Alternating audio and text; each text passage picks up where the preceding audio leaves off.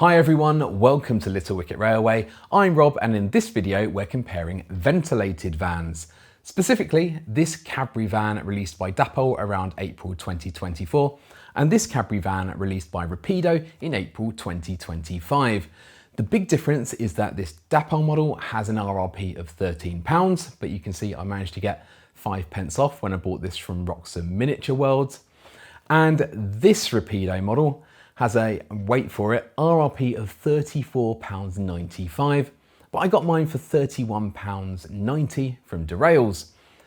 Both wagons might have come down in price a little bit since then, but the Rapido wagon is still roughly 2.5 times more expensive than the Dapol version.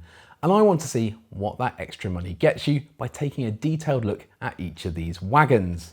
I'm going to be taking a look at the following areas. Firstly, historical accuracy, how closely each wagon matches the prototype in terms of scale, livery details, lettering, etc.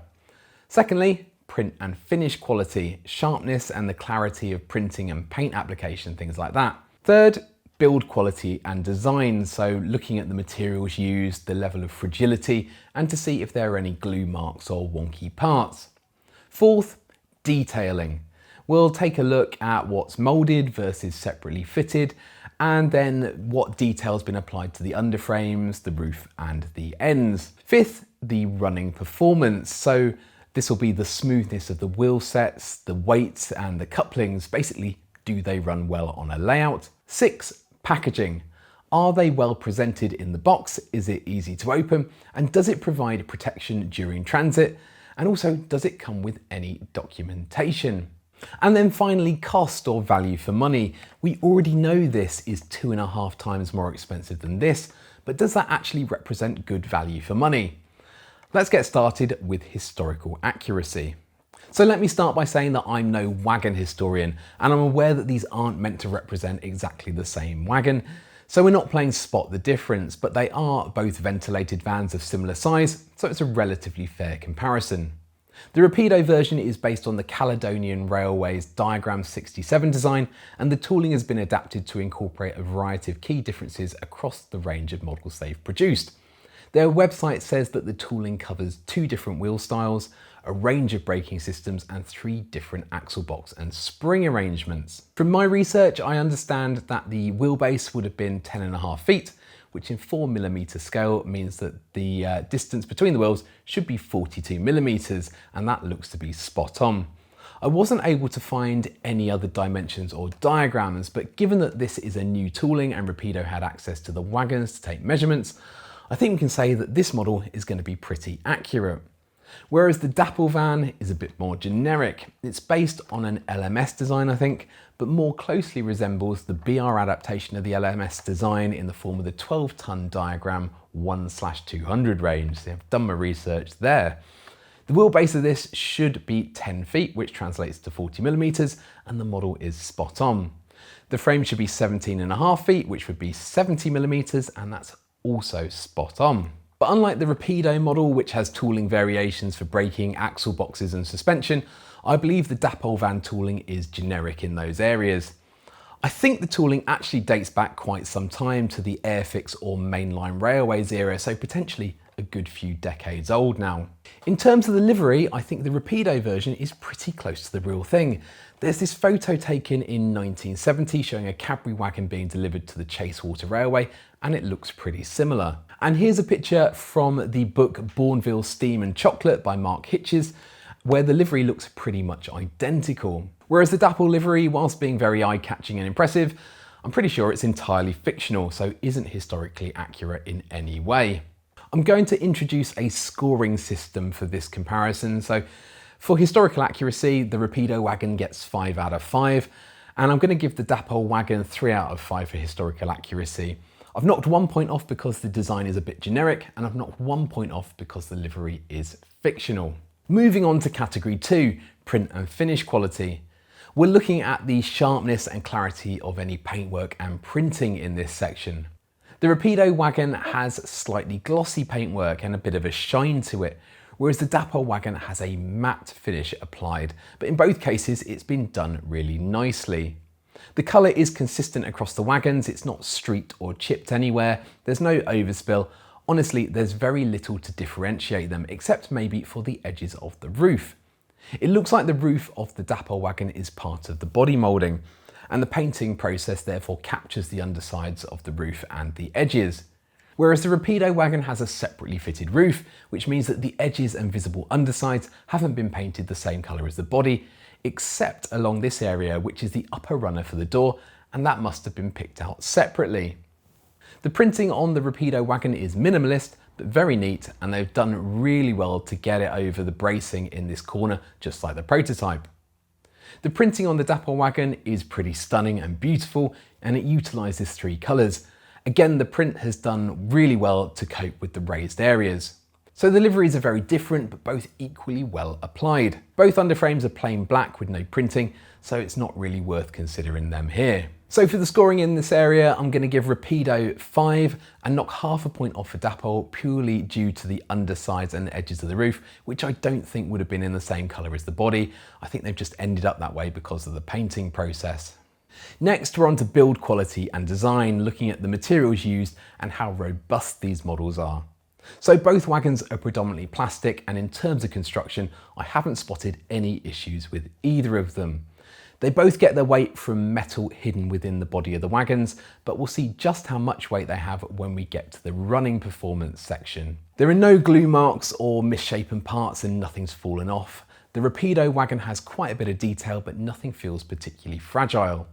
I can't even work out how the Rapido wagon goes together. There are no obvious screws. The method of construction is really well hidden. I'm pretty sure that the roof, body and frame are separate parts, but they fit together seamlessly.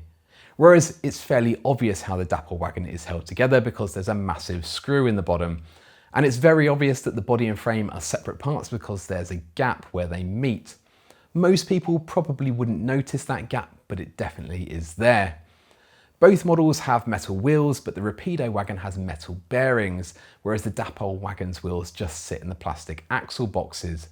In theory, the metal bearings should mean the wagons last longer, and we'll see if that makes a difference in the running performance section later on. In terms of back-to-back measurements, the Rapido wheel sets came in spot on at 14.5mm, whereas the Dapol wheels were 14.4 and 14.2, so a bit narrow and inconsistent. I can probably adjust that, but I don't want to at the moment. I want to see how it runs exactly as it came out of the box. Both have NEM pockets for the couplings, both have fixed buffers. I did wonder if the Rapido wagon would have sprung buffers, but they are just moulded. This section is also where we should discuss warranties, because if the build quality isn't up to scratch, then you want to know if you can get things fixed. And as far as I can tell, both Rapido and Dapol offer 12-month warranties, so no difference there. Overall, the build quality of both wagons is really good.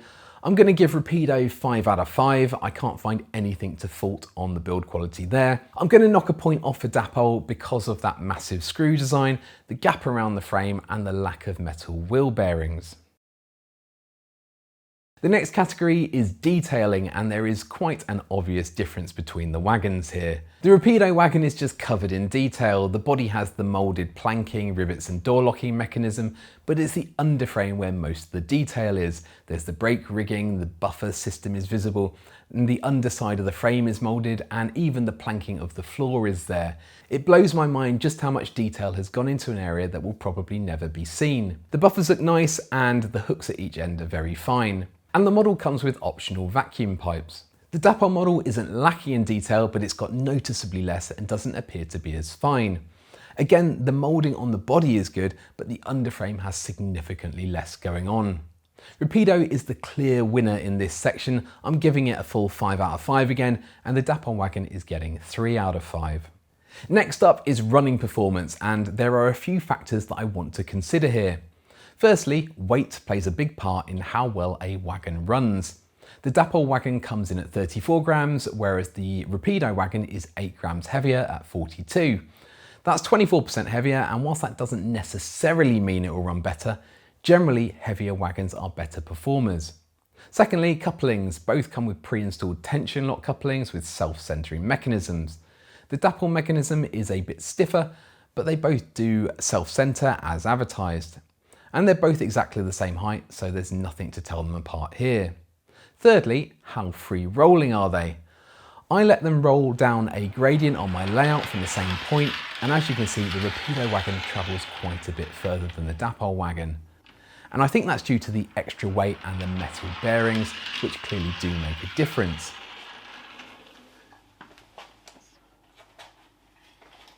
So what are we saying? That's about 30 centimetres between them. Finally, and most importantly, do they stay on the track? Well, I've had them both running for a fair amount of time, one in front and the other behind, and then I've swapped it over, and neither of them have derailed or shown any problems on the track, so I think it's a score draw there.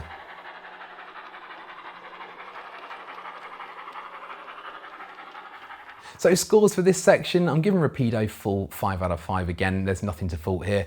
Dapol are getting 4 out of 5 simply because it wasn't as free rolling. The penultimate category is the packaging.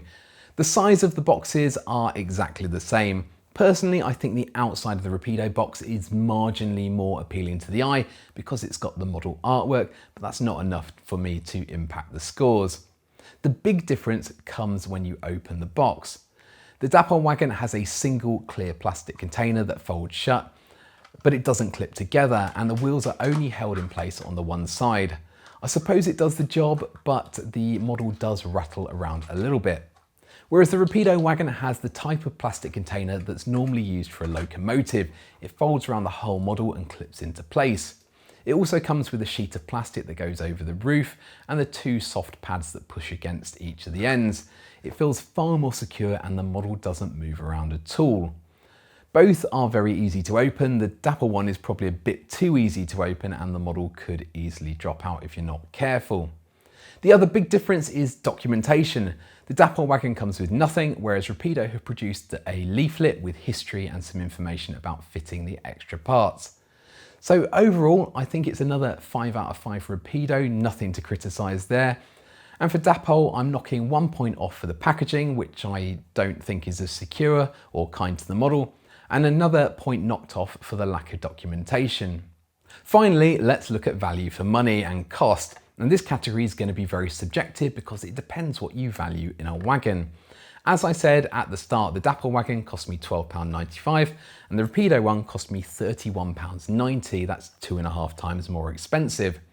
Do I think that this model of a wagon is 2.5 times better than this model of a wagon?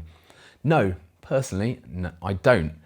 Yes, it's more detailed, there's no denying it's a premium model, but would I rather have a rake of 10 pretty good Dapol wagons for the same price as 4 very good Rapido wagons? Plus, most of that premium detail is hidden underneath, so if it's not even visible, does it actually add that much value?